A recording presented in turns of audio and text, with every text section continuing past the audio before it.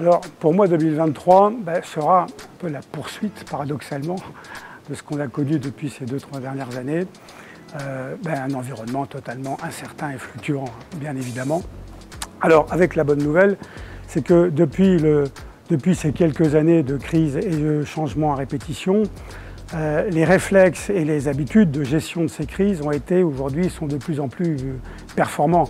Si vous prenez la première crise forte, 2001, 2008, voilà, il faut bien au fur et à mesure, dans des environnements qui changent extrêmement vite, qui sont bouleversés par des environnements extérieurs, la capacité de résistance et d'adaptation des marchés est quelque chose de tout à fait spectaculaire.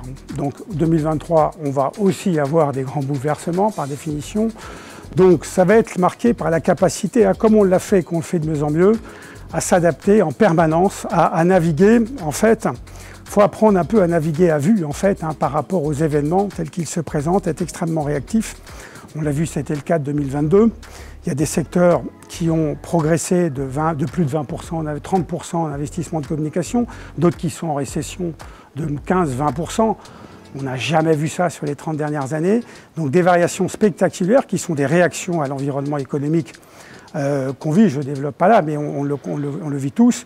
Donc en fait, c'est se préparer à ça. Voilà. C'est aujourd'hui être en capacité de réagir extrêmement rapidement aux événements de plus en plus